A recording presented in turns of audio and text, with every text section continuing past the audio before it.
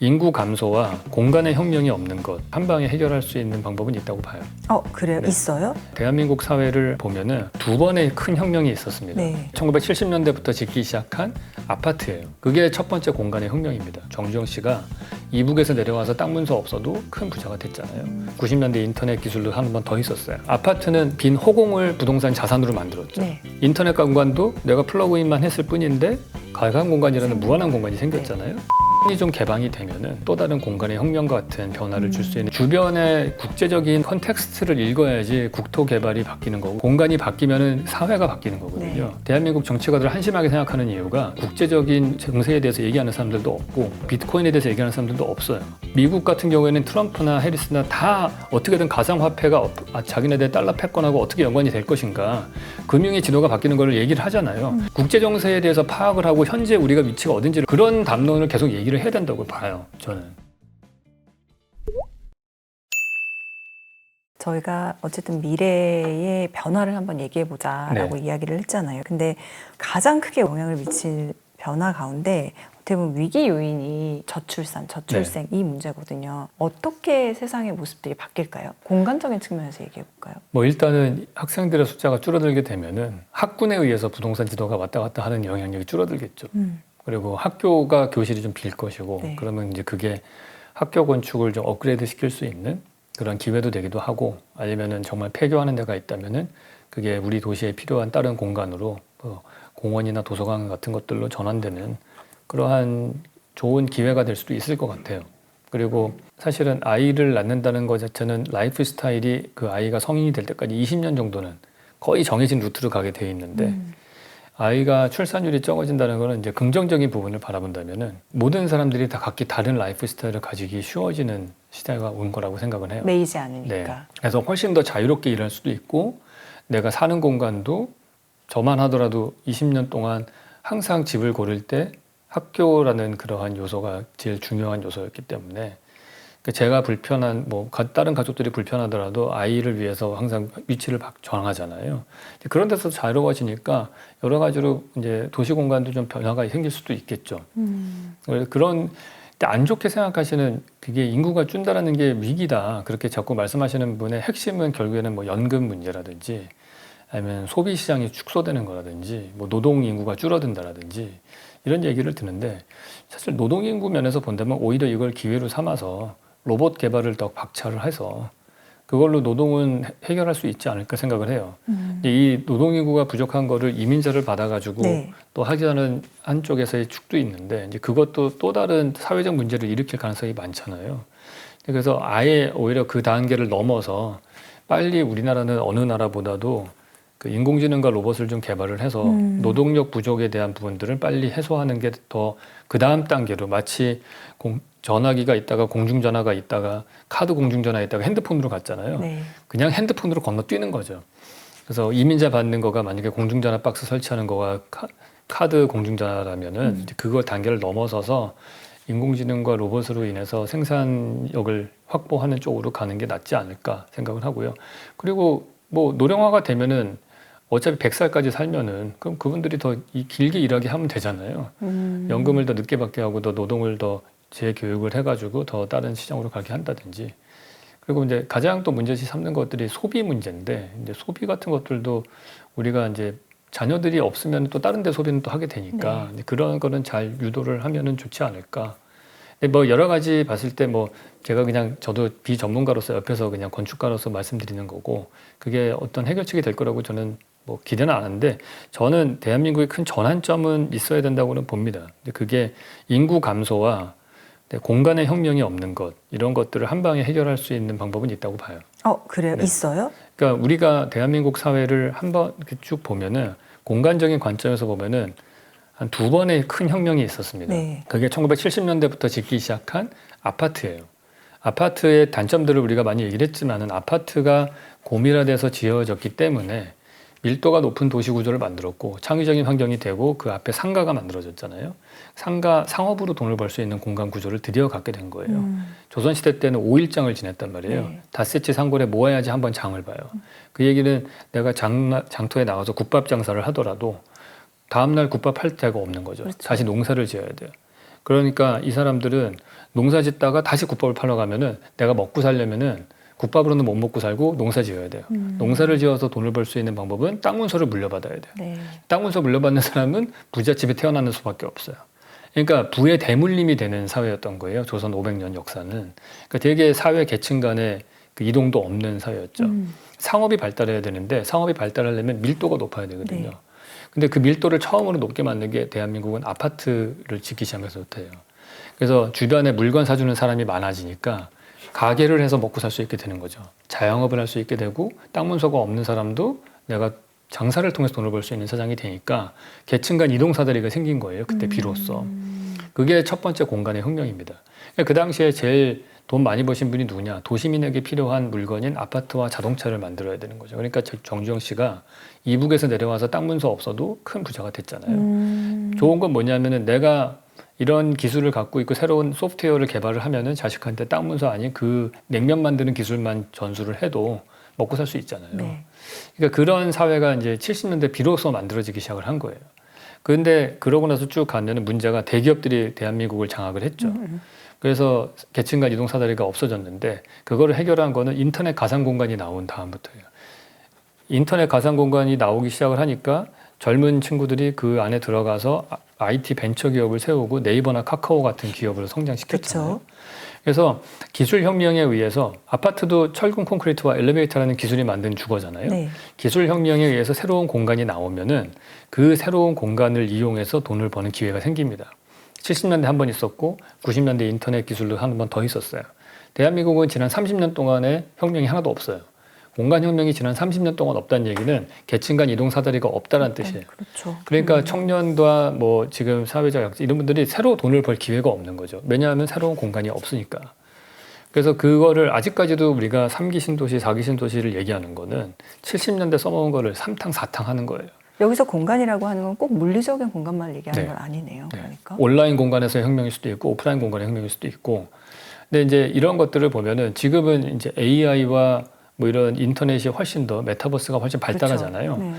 어떤 시대가 됐냐면 90년대 인터넷 시대가 새로운 가상 공간이라는 신대륙이 만들어진 시대라면은 지금은 가상 공간에 우리만 들어갔잖아요. 인스타그램이든 뭘 통해서 인터넷으로 설치하고.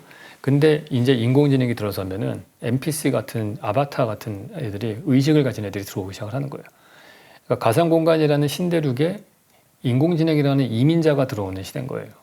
그래서 그 공간을 우리가 어떻게 매니지를 할 것이냐, 기존의 사람과 이민자가 어떻게 콜라보를 하는 걸 만들 것이냐, 그게 큰 화두라고 저는 생각을 해요. 온라인상에서는. 오프라인 공간에서는, 일반적인 피지컬한 오프라인 공간에서는 어쨌든 공짜의 공간이 생겨져야 되는 거거든요. 아파트는 빈 허공을 부동산 자산으로 만들었죠. 네. 그래서 그 부동산 자산이 없던 게 생긴 거나 마찬가지인 거예요. 인터넷 공간도 내가 플러그인만 했을 뿐인데 가상 공간이라는 무한한 공간이 생겼잖아요. 그러니까 우리한테 오프라인 공간의 기회는 뭐 두 가지가 있는데 뭐 지방 같은 데도 있겠지만은 북한이 좀 개방이 되면은 그 공간이 우리한테는 또 다른 공간의 혁명과 같은 변화를 줄 수 있는 요소가 될 수 있을 거라고 봐요. 그래서 뭐 통일이나 이런 얘기하면 반대하시는 분들이 많으니까 이런 개방 경제적인 협력이 자유롭게 될 수 있게끔 정권이 뭐 그쪽에서 북쪽에서 좀 전형적으로 바뀐다든지 그게 되면은 우리가 북한을 거쳐서 시베리아까지 갈 수 있는 또 다른 공간이 생기잖아요. 만주까지 갈 수 있는 영동대로가 이어지는. 예, 그렇죠. 그렇기 때문에 한반도라고 하는 공간, 이 A라고 하는 캐릭터였다면은 위에가 오픈되고 열리면은 B만 되는 게 아니고 이제 C가 될 수 있는 완전히 이제 캐릭터가 바뀌게 되는 거죠. 우리가 일본 대양 해양 쪽에서 오는 것부터 시작해서 한반도를 거쳐서 갈 수 있는 그런 길목이 되는 거잖아요. 지금은 막다른 길이지만은 그런 공간의 혁명이 한 번은 있을 수 있을 거라고 봐요. 저는 5년, 10년 내에는 그런 변화가 있을 거라고 굳게 믿고 있는 사람인데 왜냐하면 그러지 않고서는 그래서 제가 지정학에 관심이 많은 거예요. 그러다 보니까 뭐 오태민 작가님 얘기도 귀에 쏙쏙 들어오고 네네네. 그랬던 이유가 이제 지정학을 보면은 공간이 바뀌는 우리가 왜 포항제철이 왜 포항에 가 있겠어요? 그게 뭐 경상도가 정권을 잡아서 포항에도 그게 아니고 그 당시에는 중국은 우리한테 적대국이었고 북한도 적대국이면은 전쟁 났을 때 제일 피해를 적게 받는 데가 그 토끼 꼬리 쪽이잖아요. 그런 데다가 그 중공업 공장을 배치를 하는 거죠. 그러니까 이게 다 지정학에 의해서 모든 게 바뀌어요. 나중에 중국이 개방된 다음에는 포항제철의 두 번째를 광양제철소는 전라남도로 옮겼잖아요. 그러니까 그런 걸 보면은 주변의 국제적인 어떤 컨텍스트를 읽어야지 국토 개발이 바뀌는 거고 그거에 의해서 공간이 바뀌면은 사회가 바뀌는 거거든요. 그러니까 그런 면에서 인구가 줄고 뭐 이런 거 걱정할 때는 아닌 것 같고 저는 인구가 줄었을 때 그거를 확 정말 오히려 긍정적으로 인공지능과 로봇을 더 박차를 가하든지 아니면 외교적으로 뭔가를 더 국제 정세를 좀 발빠르게 파악을 해야 되는 거예요. 그러니까 제가 대한민국 정치가들을 한심하게 생각하는 이유가 어느 하나도 국제적인 이런 정세에 대해서 얘기하는 사람들도 없고 어느 하나가 비트코인에 대해서 얘기하는 사람들도 없어요. 지금 미국 같은 경우에는 대선을 할 때 트럼프나 해리스나 다 어떻게든 가상화폐가 자기네들 달러 패권하고 어떻게 연관이 될 것인가 금융의 지도가 바뀌는 걸 얘기를 하잖아요. 근데 대체 우리나라의 리더라는 사람들은 허구한 날 아직도 뭔 얘기를 하고 있는지 모르겠어요. 국제 정세에 대해서 파악을 하고 현재 우리가 위치가 어딘지를 파악을 해야 될 거 아니에요.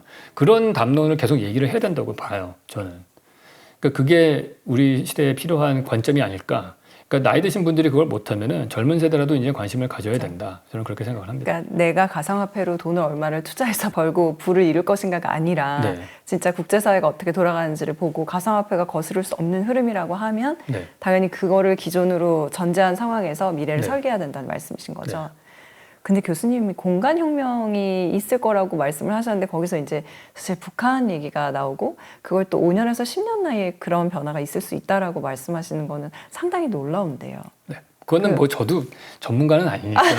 그래도 되게 그러니까 교수님의 전문가 전망이 맞냐 아니냐를 떠나서 네. 굉장히 긍정적이고 낙관적으로 생각하시는 분이시라는 생각이 네네. 들어서 저는 좀 그런 편인 것 같아요. 왜냐면 사람이 5년에서 10년 내에 북한하고 무슨 전향적인 변화가 있어라고 생각하는 사람도 많잖아요. 그냥. 근데 조금만 관심을 가지시고서 그 뉴스를 좀 보시면은 이게 현재 그 지도는 러시아하고 중국이 있고요. 그 다음에 이란이 있고 베네수엘라가 있고 북한이 있고 이게 이제 체스판에서 장기말로 보셔야 돼요. 그 역학관계들을.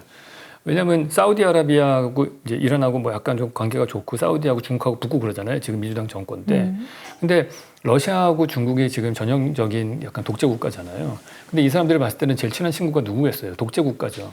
독재 국가 중에서도 누가 제일 중요하느냐? 군사력을 갖거나 아니면은 석유가 나는 나라들이거든요. 근데 이란하고 베네수엘라가 석유가 난단 말이에요. 근데 그런 것들을 생각하면 이 사람들은 계속 러시아하고 중국은 베네수엘라하고 이란의 독재를 계속 지원을 할 것이고 그다음에 극동아시아 쪽은 북한을 계속 지원을 해서 죽지 않게 만들어야 되는 거죠. 근데 그런 상황들이 지금 점점 다시 신냉전으로 이제 굴러가는 상황인데 북한의 상황은 제가 들은 바로는 저는 전문가는 아닙니다. 제가 들은 바로는 장마당 세대라고 하는 사람들이 되게 다른 생각을 갖고 있다고 하더라고요. 원래 사회주의의 근간은 뭐냐면은 사회주의는 공산당이 인민들을 매겨 살려주는 거예요. 근데 고난의 행군 때 매겨 살려주지 못했단 말이에요. 다 아사를 해서 이 사람들이 어쩔 수 없이 장마당이라고 하는 자본주의를 도입을 했단 말이죠. 그럼 이제는 먹고 사는 문제가 당이 해결해 주는 게 아니고 내가 장사해서 번 거잖아요. 그럼 당이 나한테 해준 게 뭐가 있어? 그치. 이렇게 되면은 이 사람들의 사고방식은 과거에 우리가 알던 것과는 좀 다르게 될 수밖에 없는 것 같아요. 그러니까 그 MZ세대라고 하는 사람들, 태어나자마자 장마당을 겪은 90년대 이후에 태어난 제너레이션들은 북한 사람들이라고 하더라도 좀 세대가 생각이 다를 것이다. 그리고 그 압박감을 저는 김정은이도 느낄 거라고 생각을 해요. 그래서 그 변화가 좋던 싫던 뭐 변화가 생길 수밖에 없지 않을까. 그게 붕괴의 형태가 됐던 아니면은 평화적인 어떤 변화가 됐던 저는 그런 변화는 기대를 하고 있습니다. 저출산과 저출생을 얘기하다 북한 통일 문제까지 왔네요. 그러니까 저는 전문가는 아닙니다. 그냥 건축가로서 관심을 갖고서 그냥 보는 사람이기 때문에 뭐 이런 부분에서는 훨씬 더 전문가들이 나와서 말씀을 하셔야 되는 건데 이제 질문을 하시니까 얘기를 한 거예요. 공간의 흐름으로 보다가 보면은 사실 지정학도 공간에서 일어나는 맞습니다. 거잖아요. 네. 그래서 교수님의 그런 이야기들이 되게 재밌고 설득력 있게 다가왔어요. 조선시대 때 만들어진 풍수들이 상당히 합리적으로 나온 것들이 있어요. 예를 들어서 뭐 배산 임수다. 그렇게 되면은 뭐 당연히 뒤에 산이 있으면은 땔감을 갖고 오기도 편안하고 앞에 물이 있으면 물류로 쓰기도 좋고 농업용수로 쓰기도 좋고 전쟁으로 봤을 때도 뒤에 산이 있으면 북쪽에서 오는 것들을 산성을 지어서 막을 수도 있고 남쪽으로는 뭐 강이 흐르니까 그것도 바리케이트가 되잖아요. 남향을 향해서 집을 지을 때 이렇게 기울어지면은 좋은 점은 태양의 입사 각도가 높아지거든요.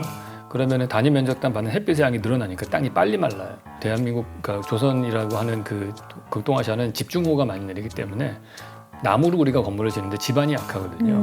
그래서 땅이 빨리 마르고 그래야지만이 건물을 오래 쓸 수가 있어요. 그런 것들을 보면은 이게 어느 정도 되게 근거가 있는 과학적인 얘기다. 현대 사회에 와서는 근데 그게 이제 바뀝니다. 중요한 포인트가 이제 같은 거일 것 같아요.